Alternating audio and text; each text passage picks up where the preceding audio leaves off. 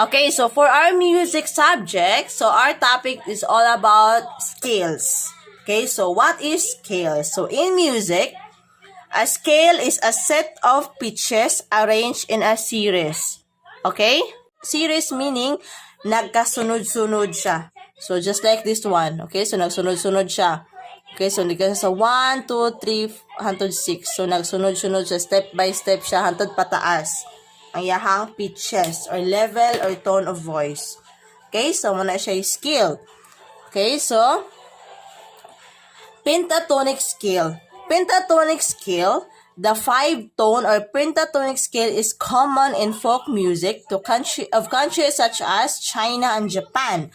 As the name suggests, these scales consist of only 5 notes such as the figure below. So, pentatonic man, so meaning 5. So, kung sa shape pa, kung pentagon pa, so na siya 5 sides. So, the same siya din sa scale. So, 5 man ang yahang notes. So, 5, nag-consist ma siya 5 notes. So, gitawag po siya pentatonic scale. So, pwede po, pentatonic scale, pwede po 5 tone. Muna siya ang arrangement sa pentatonic scale. So, naka-show din here. So, first, muna siya, naka-arrange. So, G clef, gyapon ang ilahang gigamit. G clef. G clef. Okay, so, anong G clef man, nga naka-determine man si teacher nga G clef na siya. Tungkol anin niya nga sign. Muna siya sign sa G clef. Okay, so, muna siya, since pentatonic man, so muna siya ang yahang mga level of voice. So, first, for 1, 2, 3, 5, and then 6. So, wala siya, bali 4. Kulang siya 4, diretso sa kuan, 5. Okay, 1, 2, 3, 5, 6. Okay, so, di ba ang 4 supposedly is nana siya din yung adapita. So, wala man siya nakabutang diri adapita. So, meaning, diretso sa 5th hantod sa 6.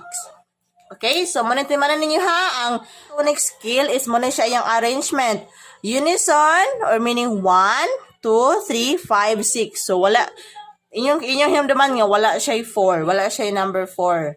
Okay, so 1, 2, 3, 5, 6. Okay? So, I hope nga, clear na para ninyo.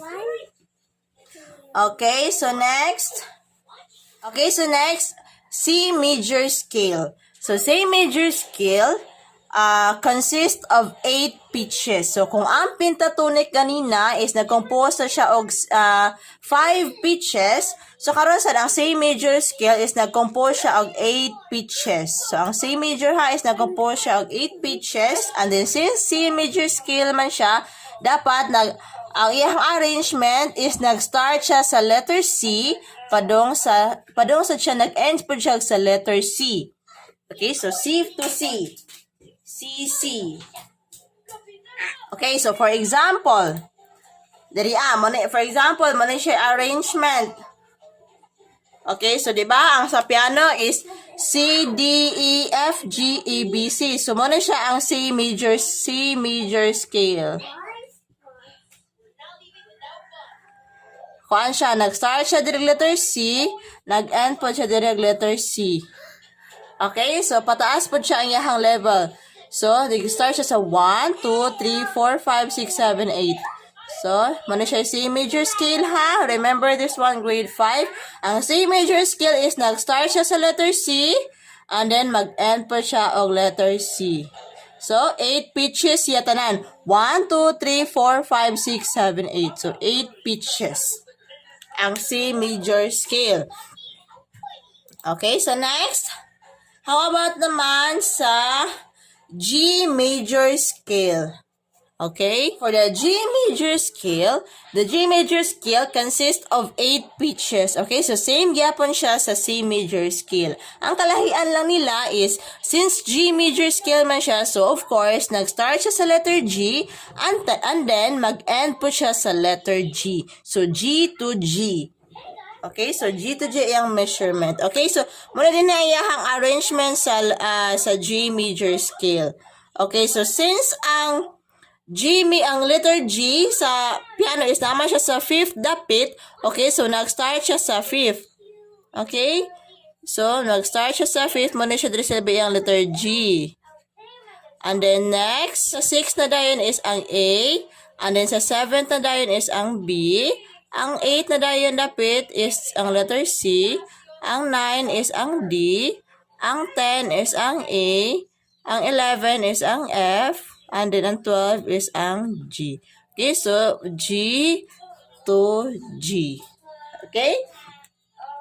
So, mura dyan na inyong timanan. So, 5, 6, 7, 8, 9, 10, 11, 12.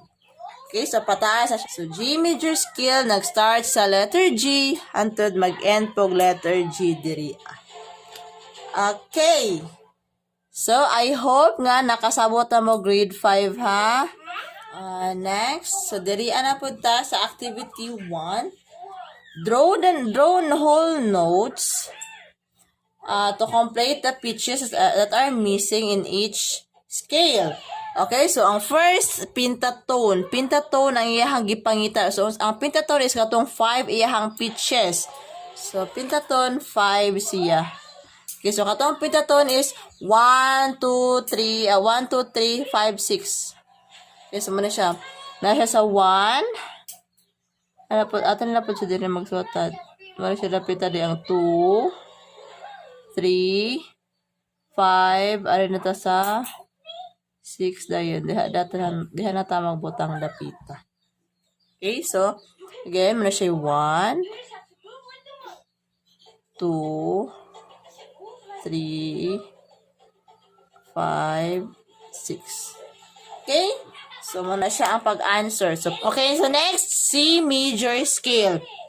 So, C major scale man, okay, so, from start sa letter C until mag-end sa letter C po. Okay, so, ang C major scale is, nag-consist siya of 8 pitches. So 8 po siya dapit niya. So, dire ang nakagive, ang gibutang dinig is 4 naman, so, mag-fill in ta og 4 na po ka whole notes. Okay, so, din ang 1, 2, ari na ta sa 4, ta sa 3. Ari ta sa 3. Dire sa middle sa 3. Then 4. Ari na po ta sa 5. 5, 6, 7, and then 8.